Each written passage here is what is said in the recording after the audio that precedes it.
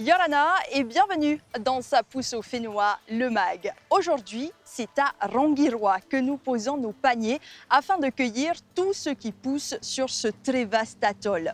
Rangiroa, littéralement traduit par ciel immense, Opaumotu, est en effet le deuxième plus grand atoll par la superficie de son lagon. Il est composé de 240 motus. On pourrait penser que le manque d'eau récurrent et l'inexistence de terre y rendraient l'agriculture compliquée, voire impossible. Pourtant, depuis peu, Rangiroa est devenu un projet pilote pour l'agriculture au Tuamotu. Nous allons rencontrer quelques exemples de ces agriculteurs ardents défenseurs de la nature. Raumati Sanfort fait tout pousser sur son exploitation.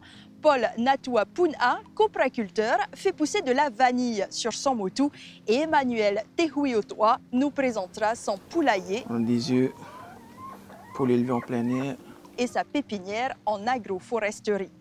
Ils sont tous soutenus et encouragés par Monsieur le maire Tahuhu Mareura et ensemble, ils tentent de trouver des solutions pour nous prouver que ça pousse à Rangiroa.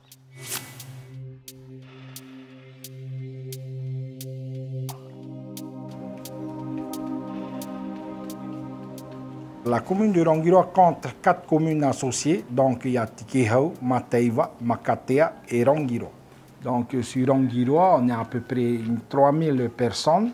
En fait, aujourd'hui, on s'est rendu compte que depuis le Covid-19, l'autosuffisance alimentaire est très importante pour la population. Donc aujourd'hui, il y a des passionnés de l'agriculture qui ont montré que malgré tout, on est capable de planter dans les Tuamotu.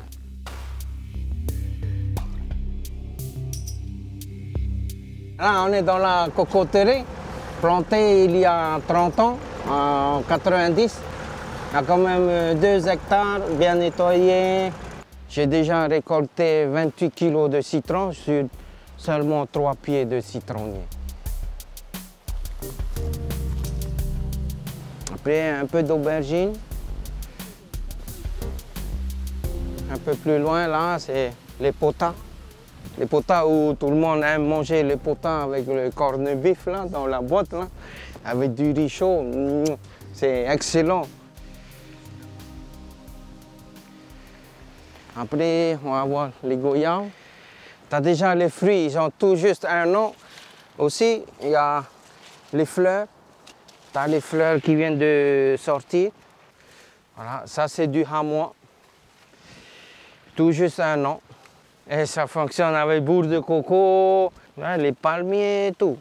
Ça pousse. Du fei. Je ne sais pas s'il y a au Tuamotu, mais à moi ça pousse.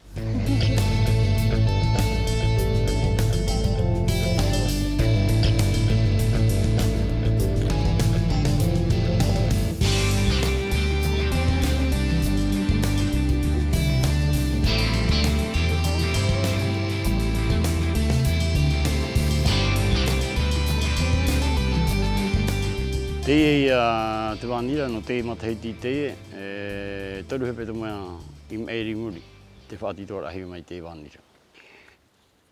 Te mea api te te mea te upu te tai. Ananhei ua te. Me te mai te mai te rutu I te me ua awanira, mea pupu awanira.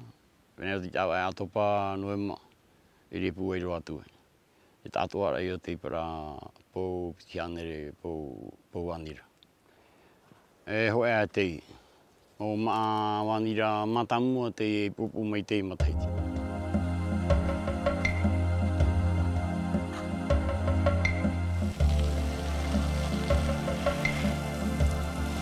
J'habite Rangiroa, Tiputa.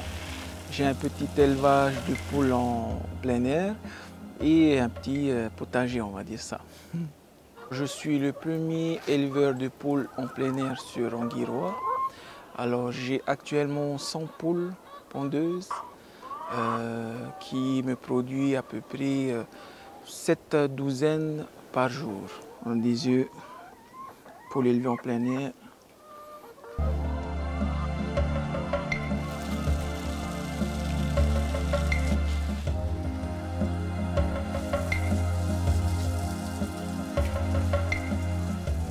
C'est du mélange compost, terre, sable, fiente de poule.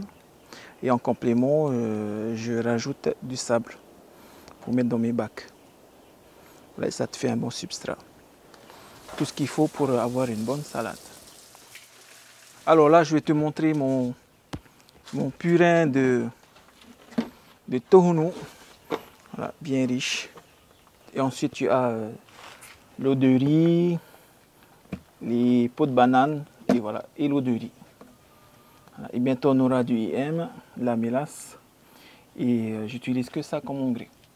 Voilà, l'exploitation, le petit potager, tout en bio. Hein. Voilà, on essaye d'utiliser au maximum ce qu'on a ici sur place. Alors les difficultés majeures pour l'agroforesterie, c'est mettre en place la pépinière. Là, il faut que je plante 400 pieds de haut, récolter, aller dans la nature, récupérer, mettre en pépinière, planter du kahaya aussi.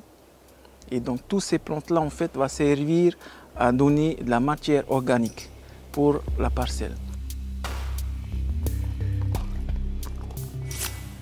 Fei, citron, vanille, nous venons de le voir, tous ces produits poussent à Rangiroa. Mais il y a quelques années, qui aurait pensé à y faire pousser de la vigne? Nous connaissons tous aujourd'hui ce phénomène agricole des tuamotu qui s'étend sur pas moins de 6 hectares. Les vignes fructifient sur un large motu et c'est Sébastien Tepenier qui s'occupe de transformer ce raisin en vin corallien d'exception.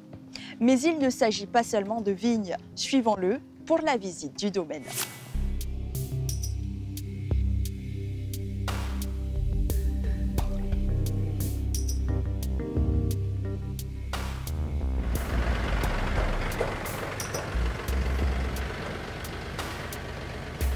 L'exploitation dans sa globalité fait une quinzaine d'hectares.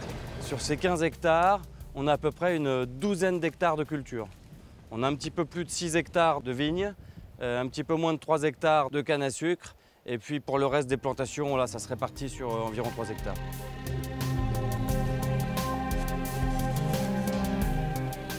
Faire de la vigne à Rangiroa, c'est quand même pas simple. On a débuté les premiers tests en 1997, ça fait donc plus de 24 ans aujourd'hui. On a testé plus d'une centaine de variétés différentes. Et aujourd'hui, on cultive principalement 3 variétés, plutôt 2 de manière importante, le Carignan et l'Italia, qui sont les 2 variétés qui se sont le mieux développées. Alors actuellement, on est en train de récolter les Carignans et les autres cépages ont déjà été récoltés. Au bout de 20 ans, on peut constater qu'on a quand même des raisins qui sont magnifiques. Les pieds sont en bon état, on a une très faible mortalité. On a beaucoup moins de maladies ici qu'en Europe, donc évidemment beaucoup moins de traitements qui sont nécessaires. Et surtout, on a une très belle qualité de raisin. Donc on travaille avec la lune et les marées. On sait que la lune influence le développement des végétaux et c'est très important, on l'a constaté, donc on essaye de tailler à des moments particuliers, de planter également à des moments particuliers. On travaille également avec les marées parce qu'on est sur un atoll, donc on n'est pas très haut.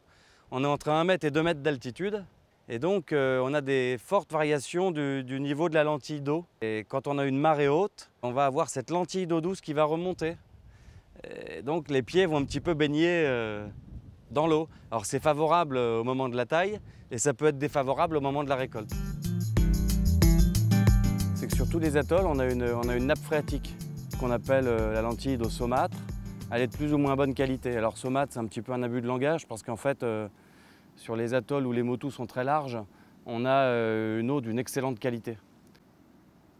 Les lentilles d'eau douce sur les atolls peuvent faire d'ailleurs plusieurs mètres d'épaisseur. Ça veut dire qu'on va retrouver de l'eau douce sous le niveau de la mer. Le principe, c'est vraiment de pomper cette eau très doucement pour pouvoir l'acheminer jusqu'au vignoble. Donc ces systèmes de pompage solaire, je pense qu'ils sont à peu près uniques au monde et ils sont vraiment dimensionnés de manière spécifique.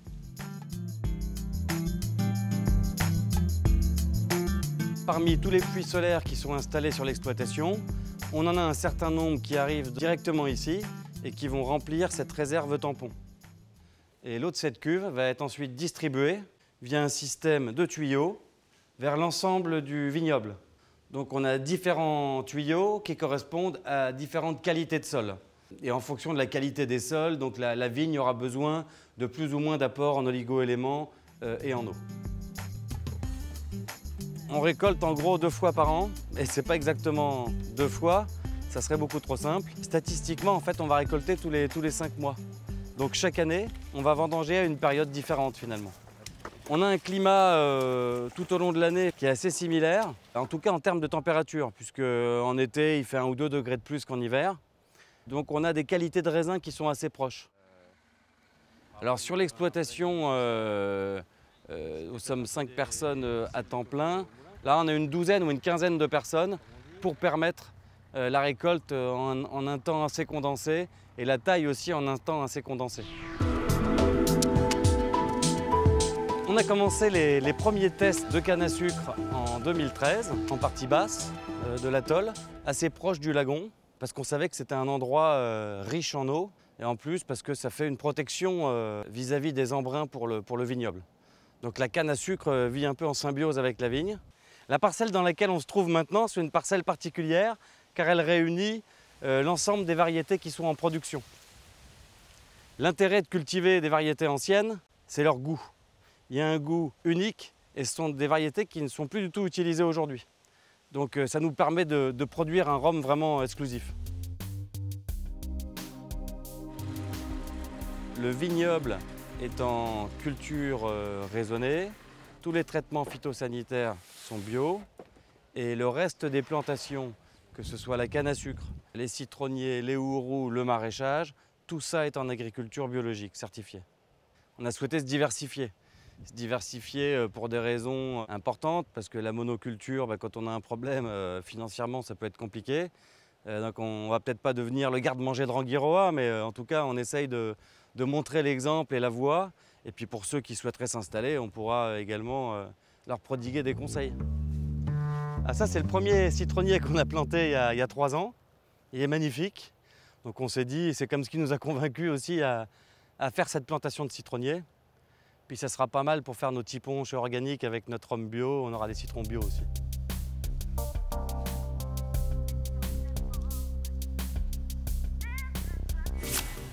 Je tire mon chapeau à tous ces acteurs de la transition agroécologique.